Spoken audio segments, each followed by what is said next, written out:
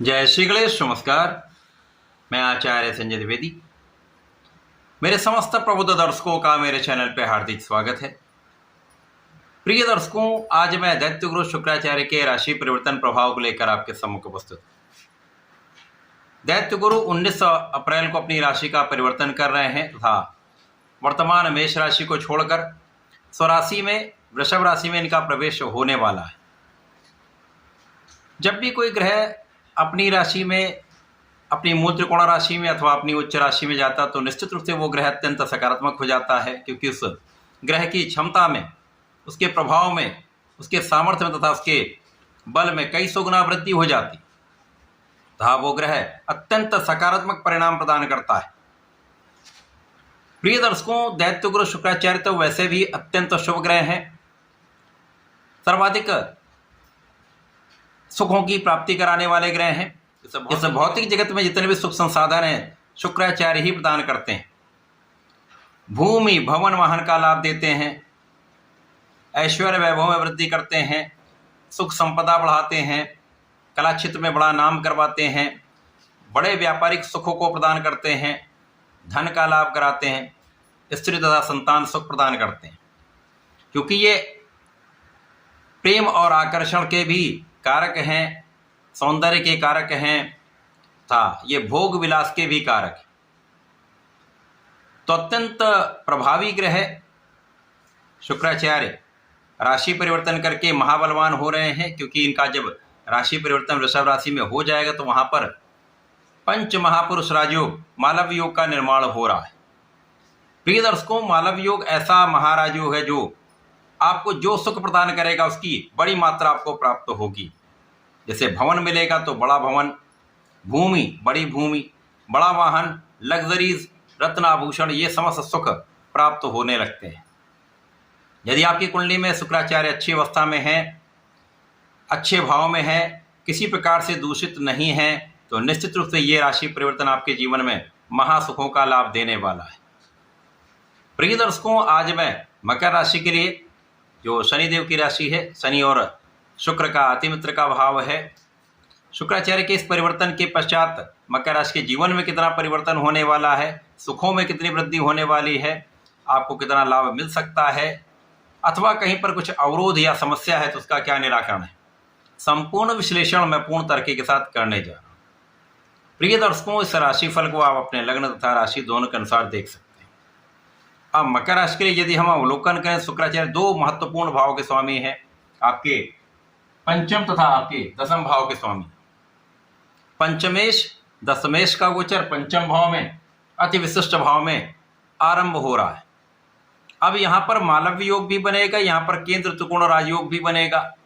निश्चित रूप से मकर राशि के जातकों के लिए विशेष प्रभाव प्राप्त हो रहा है। इस समय में जो पंचम भाव है वो आपका अत्यंत प्रबल हो जाएगा। पंचम भाव जो शिक्षा का है, ज्ञान का है, विवेक का है, विचार का है, संतान का है, प्रेम का है, ये भाव आपका अत्यंत प्रबल रहने वाला है। शुक्राचार्य प्रेम आकर्षण के कारक भी हैं, संतान भी देते हैं। तो यहाँ पर शुक्राचार्य शिक्षा के साथ साथ आपको सुखों की भी वृद्धि करने वाले, शिक्षा का स्तर अच्छा करने वाले। इस समय में यदि आप अपने मनोबल को अच्छा रखते हैं, अपने बुद्धि बल का सही उपयोग करते हैं, ऊर्जा को सही दिशा में लगाते हैं, तो इस समय में आपको शिक्षा में अच्छे परिणामों की प्राप्ति निश्चित रूप से होगी। तो यहाँ पर कोई बड़ी समस्या नहीं दिख रही। इसी प्रकार से समय में आपको संतान का संपूर्ण सुख प्राप्त होता दिख रहा है। संतान से आपको लाभ भी प्राप्त होगा, संतान से आपको सुखों की भी वृद्धि हो रही। ये समय ऐसा है जब आपके प्रेम में वृद्धि होगी, आपके आकर्षण में वृद्धि होगी। तो यहाँ पर आपको अपने बुद्धि बल का उपयोग करना है।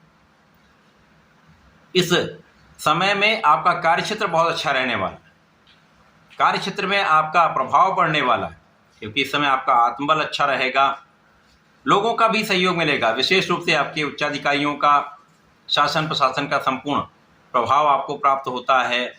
सरकारी सेवाओं में अच्छे लाभ की प्राप्ति होती है तथा उच्चाधिकारियों के सहयोग से आप अपने कार्यक्षेत्र में संपूर्ण सफलता की प्राप्ति करते हैं।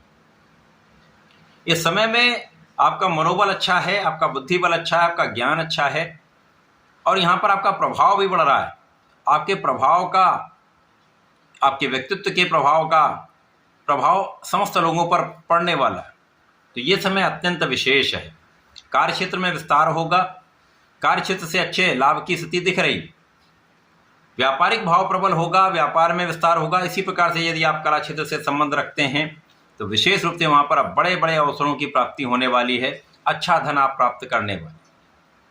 इस समय में धन प्राप्ति होगी, धन का लाभ तो अवश्य होगा, लेकिन धन का संचय जो है वो कुछ निर्बल है, अतः यहाँ पर आपको ध्यान देने की आवश्यकता होगी। इस समय में आपके मन के काम जो है वो बनने वाले, जो काम आपने बहुत दिन से सोचे हुए थे, कुछ ऐसे काम हैं जो आपने उसके लिए प्रयास भी बहुत किया, वो काम अब बनने वाले, आपकी मन की इच्छा पूर्ण होने वाली।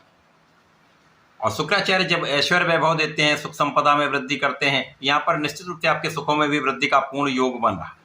आपके सुख संसाधन बढ़ सकते हैं, आपके भूमि भवन वाहन का आपको लाभ प्राप्त हो सकता है। तो ये समय आपके लिए अच्छा, निश्चित रूप से अच्छा प्रतीत हो रहा है। इस समय में आपके स्वास्थ्य की समस्याएं भी कम हो जाएंगी, जो समस्याएं चल रही थी उनका निवारण होगा, आपकी संपूर्ण सुरक्षा भी होगी, आपके आध्यात्मिक भाव में वृद्धि होगी, आपका पूजा पाठ में मन भी लगेगा, आपके विशेष ज्ञान में वृद्धि होने वाली।